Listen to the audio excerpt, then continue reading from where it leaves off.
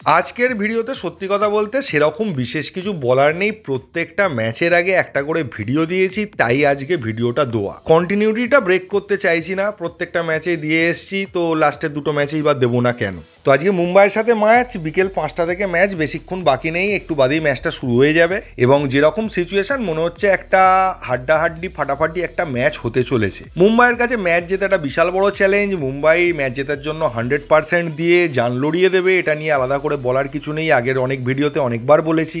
আর মোহনবাগানের কাছে একটাই চ্যালেঞ্জ, নিজেদের পারফরমেন্স ধরে রাখা।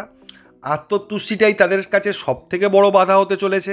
সেই আত্মতুষ্টি কাটিয়ে যে পেসে, যে ফর্মে এতদিন ম্যাচগুলো খেলে এসছে, সেই ফর্মে সেই পেসে আজকের ম্যাচটা খেলতে হবে। মোহনবাগানের কাছে হারানোর কিছু নেই, কিন্তু ম্যাচটা জিতলে মোহনবাগানের কাছে পাওয়ার অনেক কিছু আছে। মুম্বাই বারবার আমাদের কাছে চ্যালেঞ্জ, বারবার আমাদেরকে প্রবলেমে ফেলেছে, বহুবার ম্যাচ হারিয়েছে। আমরা এখন যে ফর্মে আছি আর মুম্বাই যে ফর্মে আছে, এটা কিন্তু বদলা নেওয়ার একটা দারুণ সুযোগ। সেই সুযোগটাকে কাজে লাগাতে হবে। ম্যাচ অবশ্যই টাফ হবে, এটা নিয়ে কোনো সন্দেহ নেই। এবং মুম্বাইকে হারাতে গেলে এখনো পর্যন্ত যেসব ম্যাচ আমরা জিতেছি তার থেকে কঠিনই বরং হতে চলেছে। তার সঙ্গে মলিনার কাছেও একটা বড় চ্যালেঞ্জ আছে, যে এই কার্ডের সমস্যা রয়েছে, এরপরে ইম্পর্টেন্ট গোয়া ম্যাচ রয়েছে। তো সব মিলিয়ে কিভাবে টিম করে, কিভাবে ফার্স্ট 11 নামিয়ে এই ম্যাচটাকে তিনি ম্যানেজ করেন, সেই দিকটা দেখার আছে। তবে আমার ব্যক্তিগতভাবে মনে হচ্ছে আজকে আপুইয়া এবং গ্রেগ স্টুয়ার্ট যদি ফার্স্ট 11-এ থাকে, তারা কিন্তু আজকে নর্মাল খেলার থেকে একটু এক্সট্রাঅর্ডিনারি খেলার চেষ্টা করবে। এবং লিগ শিল্ড জিতে যাওয়ার ফলে প্রত্যেকটা প্লেয়ারই কিছুটা ফ্রি মাইন্ডে খেলতে পারবে। তারা তাদের 100% দিয়েও খেলতে পারবে, তারা যা যা করার সব কিছু করতে পারবে। ভয় বা চাপে সাবধানে খেলা বা সামলে খেলা, এই ব্যাপারটা থাকবে না। যার ফলে আমার মনে হচ্ছে মোহনবাগানের অ্যাটাকিং খেলার চান্স অনেক বেশি। এতদিন আমরা ডিফেন্স সামলে খেলেছি, আজকের ম্যাচে ডিফেন্স সামলে আমরা অল আউট অ্যাটাকেও যেতে পারি।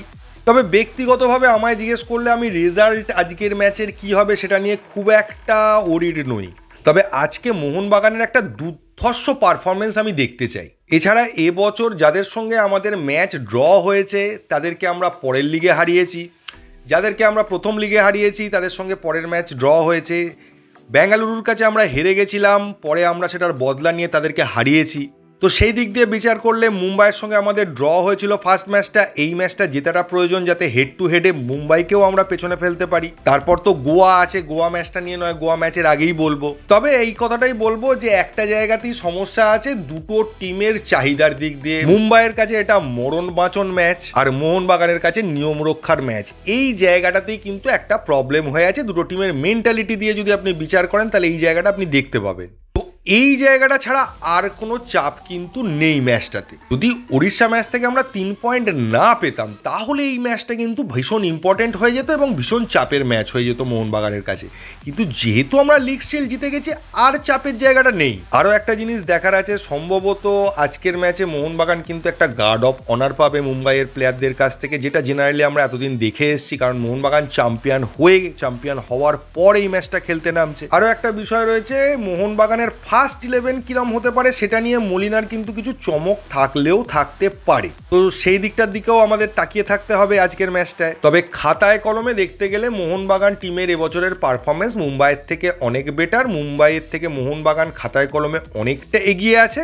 কিন্তু তাও বলবো, যেহেতু দুটো টিমের ফোকাসটা দুরকম, সেই জন্য এই ম্যাচটা 50-50 ম্যাচ হতে চলেছে। তবে মুম্বাই টিমে ছাংতে, ক্যারোলিস, টোরাল, টিরি, এই লেভেলের সমস্ত প্লেয়ার রয়েছে। ফলে কখনোই মুম্বাই পারফরমেন্স না করতে পারুক, ঠিক আছে, কিন্তু কখনোই তারা এরকম নয় যে তাদেরকে যাবো আর হারিয়ে দেবো, এইরকম সিচুয়েশন কখনোই ছিল না। টিমের ব্যালেন্স ছিল, টিমটাতে ভালো ভালো নাম ছিল, যে কোনো কারণবশত তারা পারফর্ম করতে পারেনি। তো দেখা যাক আজকে কি হয়। ম্যাচের পরে তো ভিডিও নিয়ে আসছি। তো এই ভিডিওতে এইটুকুই।